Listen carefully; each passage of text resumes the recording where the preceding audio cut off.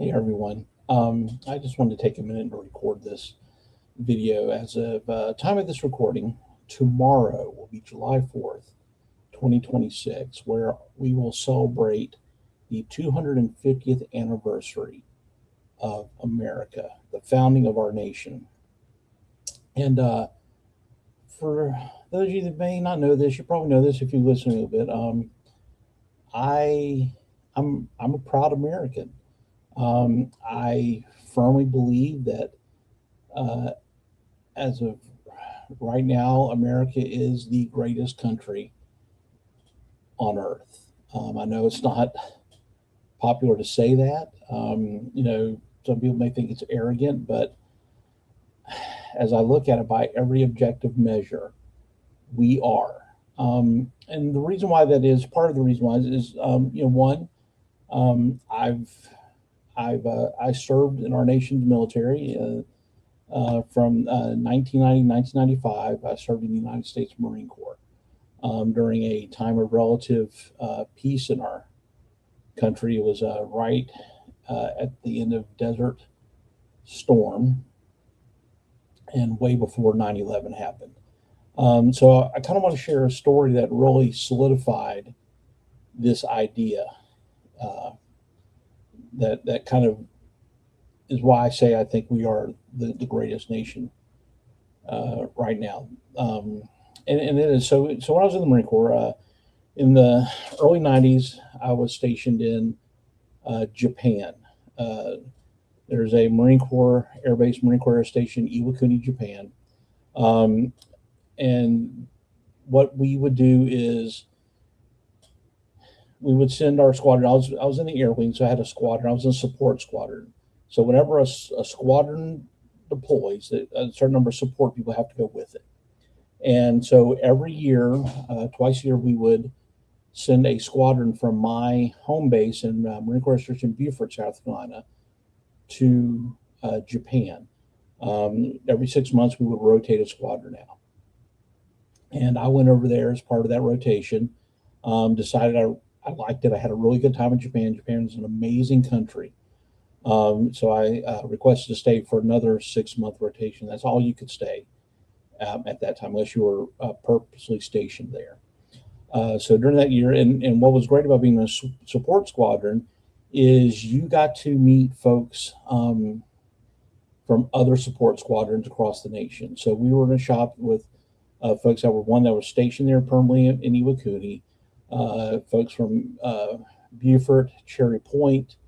At that time, El Toro was where our uh, air wing on the West Coast was, and all that's since moved there. And in one rotation, one of the guys from the El Toro, support squadron there, and his name was Marco.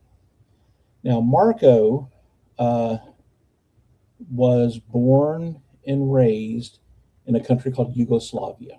Um, Yugoslavia is a country that does not exist anymore.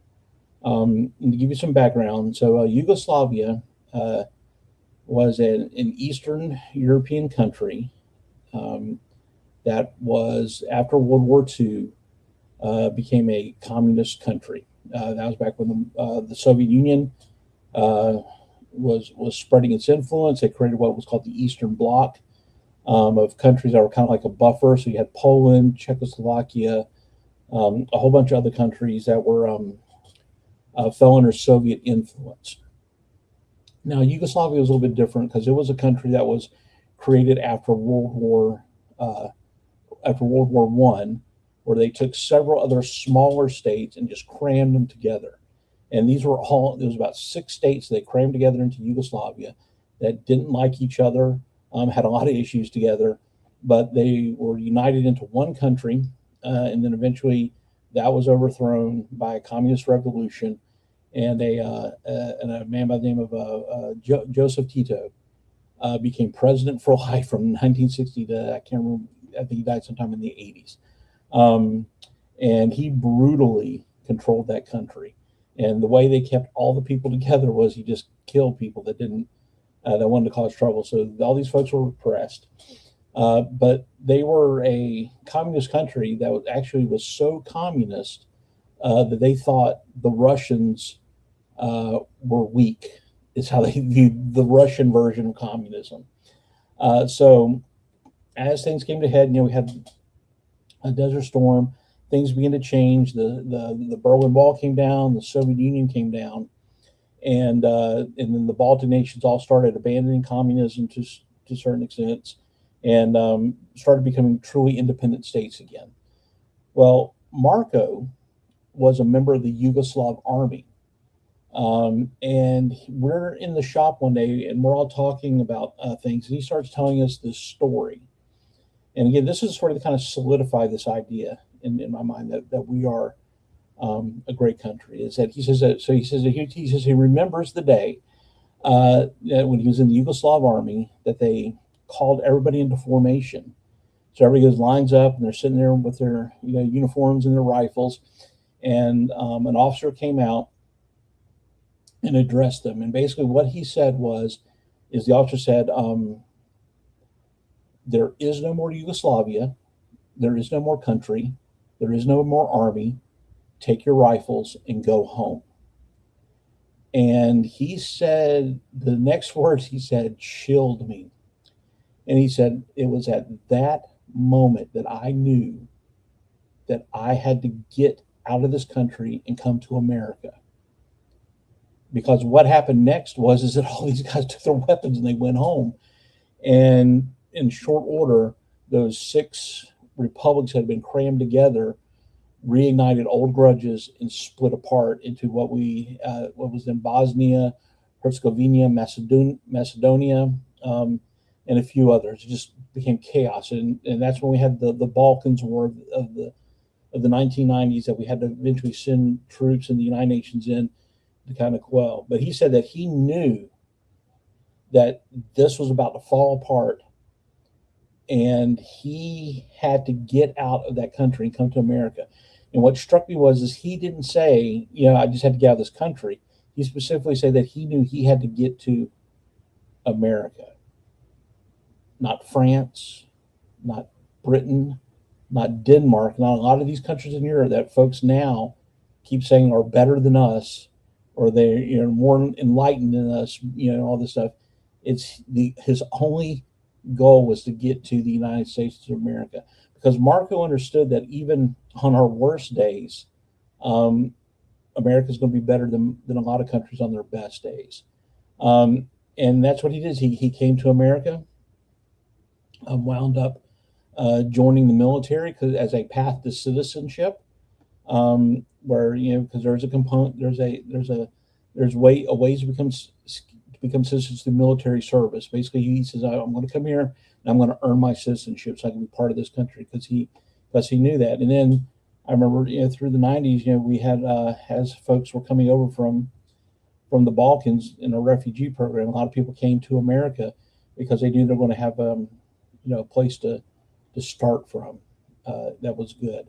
And listen, I get it. We have problems in this nation now, and really the thing is that all the problems that we're dealing with today are things that we have struggled with as a nation for 250 years.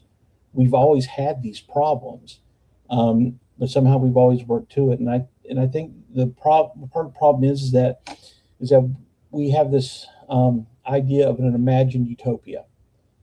And so we're constantly comparing ourselves to that imagined utopia and not to how far we have come as a nation. So that's why I just want to have folks just take a moment and think about 250 years of the ability to keep moving forward, the ability for opportunity. You are far better off in this nation than you are in many other nations. You can look behind me and see that that we live in a nation where we can just indulge in silly things because we have the freedom to do so as well. So with that, just remember that. Remember the story of Marco. Remember the story of him knowing that the only place he could have come was here. And look at that as why people will risk life and limb and property to make it to our shores, knowing that they could achieve more here than they can anywhere else. So have a great 4th of July. Happy birthday, America. And I'll talk to you guys later.